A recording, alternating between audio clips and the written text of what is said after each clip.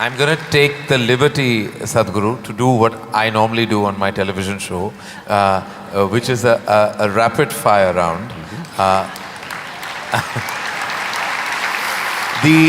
Normally the end of this round… When I was young, I watched a lot of, Wild West movies. Right. So when you fire, I also fire, all right? No, but no, I promise you, this is not that kind of… You're not in my line of fire at all. I will not take the liberty of being that person. These are just quick questions which when I ask for one word, you have to stick to that. Because sometimes you have a tendency of not exactly answering the question asked.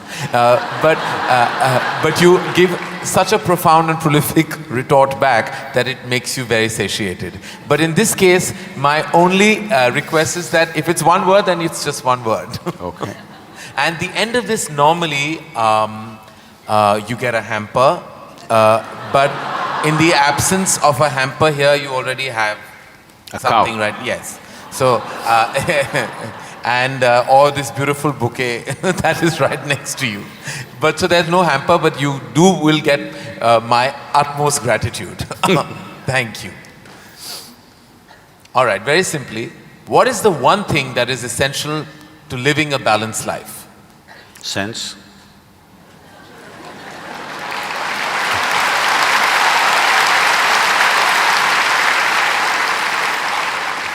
What is the one thing we must absolutely do away with in order to lead a balanced life? Senselessness. Yes. All right. I thought that was coming. First thing that comes to your mind when I say the following, the first thing, organized religion. Madness. Marriage. Cohabitation. Competition. Stupid. Money. Useful. Love.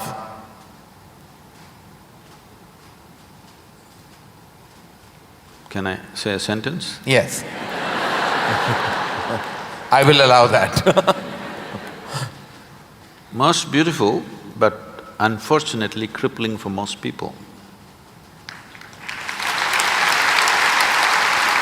If I can little elaborate that, see, if something unpleasant cripples you, something nasty cripples you, it's acceptable. When something beautiful cripples you, it's a true disaster.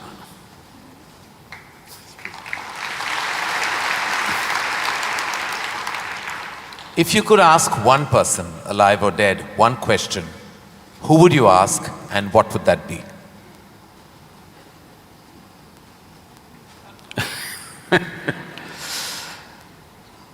I really sorted out all my questions because I did not spend time educating myself or doing anything. I spent my entire life sorting out every damn question I had. I've kind of run out of questions. And you certainly have not run out of any answers and you never will. Best advice you have ever received? Nothing. Never? No. I never sought, nor did I receive. I made myself in such a way I'm incapable either of seeking advice or giving advice.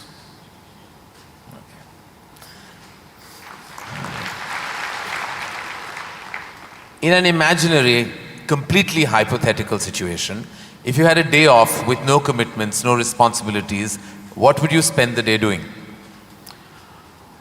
Oh, there are a lot of things, this can't be one word. No, it's not one word. See, I have an indiscriminate sense of passion towards everything.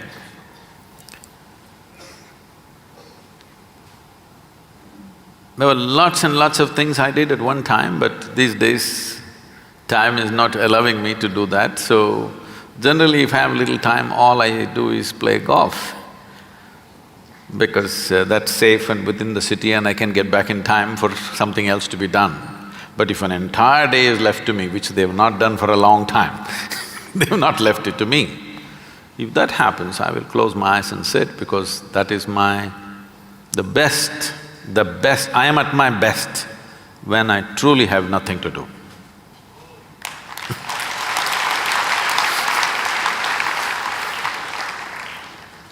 What is one thing you'd like people to remember about you at the end of your life? They must live so wonderfully that they don't even remember me.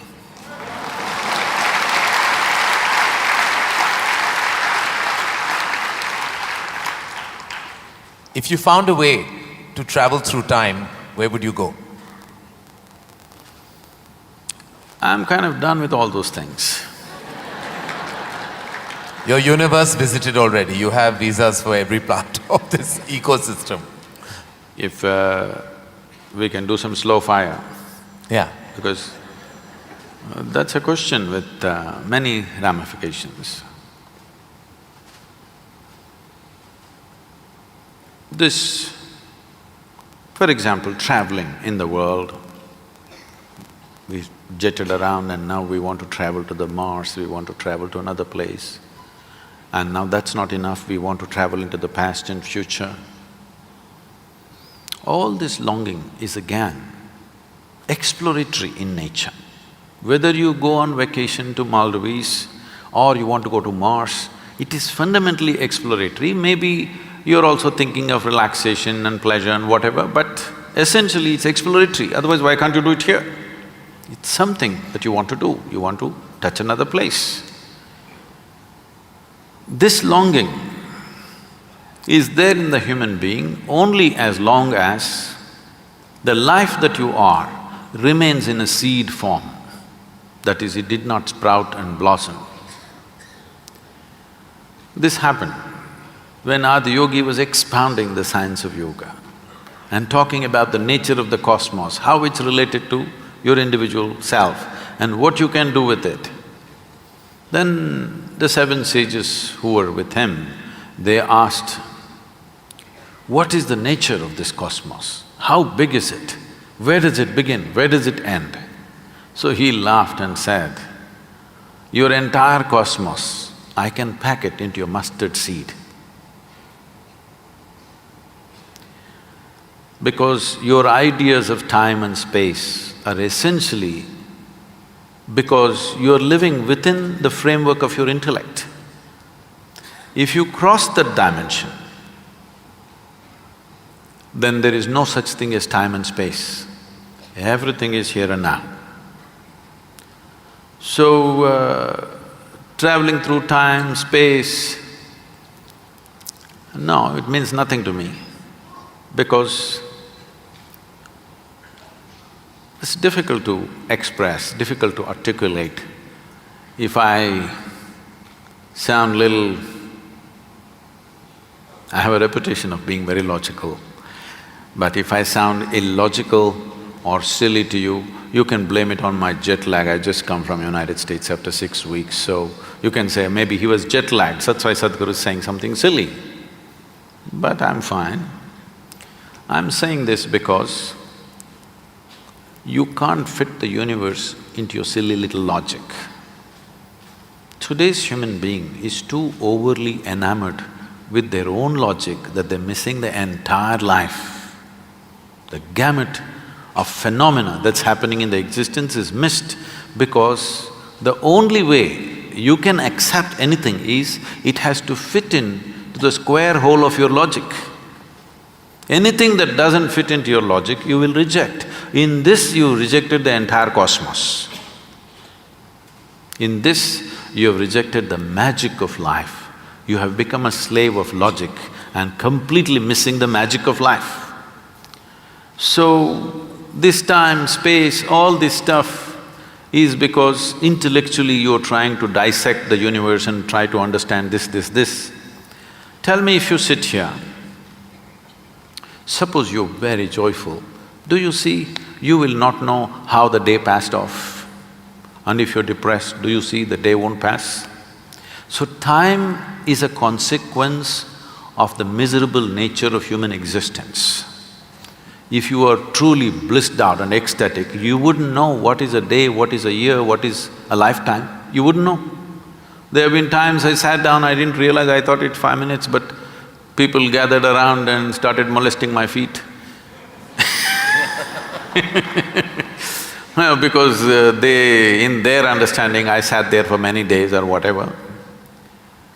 This idea of time and space is a very convoluted idea simply because people are stuck in the framework of their logic.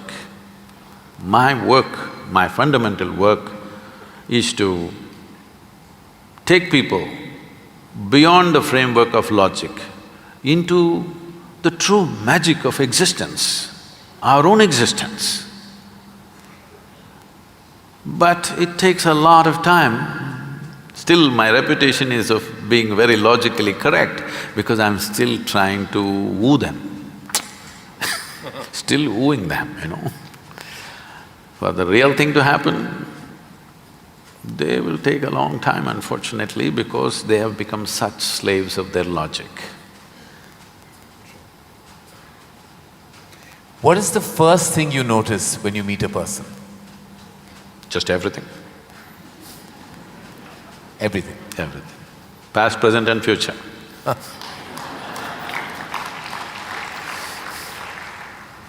Is it more important to do what you love or love what you're doing? One word or more? The choice is entirely yours. See, if you are an intelligent person, you will try to do what you love most. But if you're a genius, you will do just what is needed.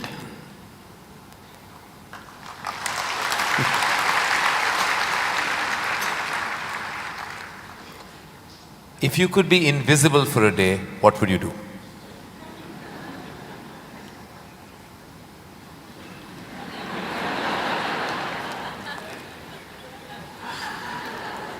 You wouldn't know?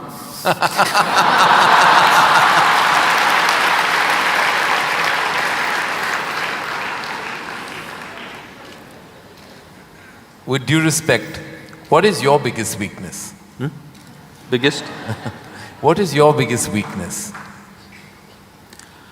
See, what normally people treat as weakness in their lives.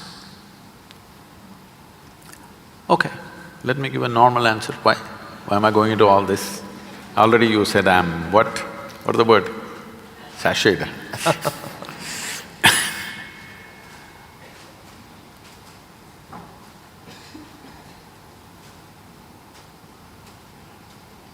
My biggest weakness is, I love danger. Without danger I cannot live. I need to do something which keeps me on the edge of being mortal, being alive and dead. I want to walk that line all the time. Every day I'm stepping on it one way or the other. Is it a weakness? I don't think so, but people think, Sadhguru, you shouldn't risk your life like this. But if there's no risk, I feel I'm not being… because most of the time in my life, for whatever I'm doing, I don't feel tested. It's only in moments of danger that I feel little tested. So my weakness is, I like to be stretched, you know. For all the time when I was riding across India and later on I started driving, my only wish was that to find a machine which will test my skills. Always found the damn things broke down if I took it to my limits. These days recently I'm beginning to get to do a few machines which are testing me, whether I can push it all the way or not. Maybe that's because of my age. No. If I had met them much younger, I think I would You would have managed to work around them. One thing the world doesn't know about you. They don't know a thing about me.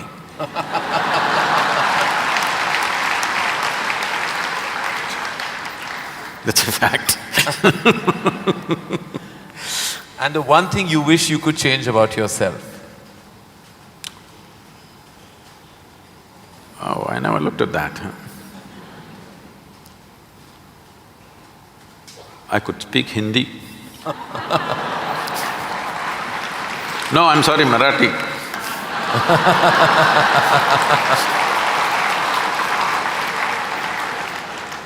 The one thing you wish you could change about the world? Oh, a lot of things. One. Human beings. Desperately in need of. So what would you consider to be your greatest achievement? I don't think there's any. Because I always fall woefully short of my own expectation of what I could do. So I never feel anything is an achievement.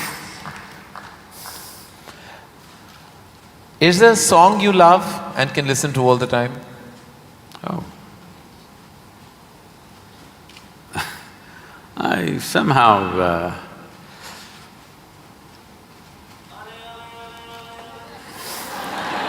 nah. Probably because this